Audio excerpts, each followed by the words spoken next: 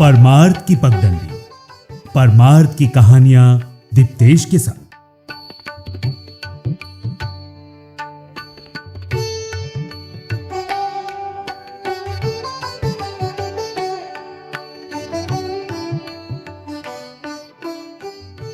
भगवान श्री राम का छोटा सा दास।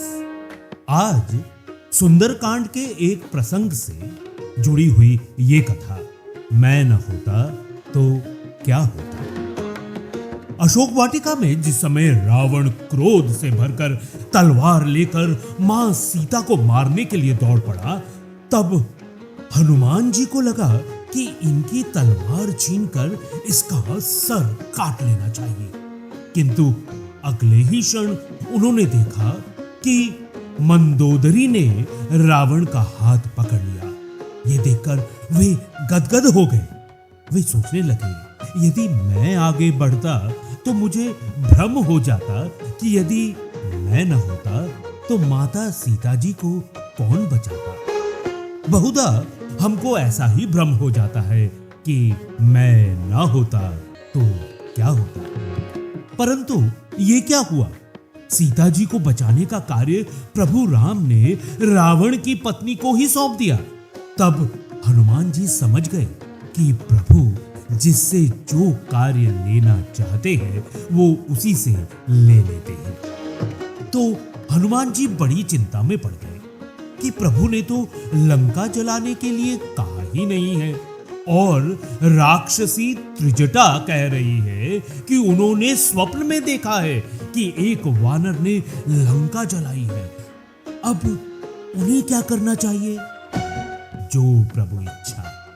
जब रावण के सैनिक तलवार लेकर हनुमान जी को मारने के लिए दौड़े तो उन्होंने अपने को बचाने के लिए तनिक भी चेष्टा नहीं की। तब रावण के भ्राता विभीषण ने आकर कहा कि दूत को मारना अनीति है।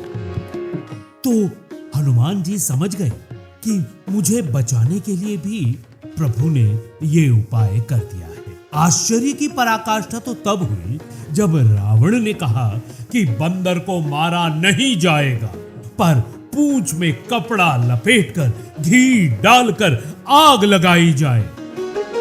तो हनुमान जी सोचने लगे कि लंका वाली राक्षसी त्रिजटा की बात सत्य थी, वरना लंका को जलाने के लिए मैं कहां से घी, तेल, कपड़ा लाता और कहां आग ढूंढता। पर यह प्रबंध भी आपने रावण से करवा ही दिया।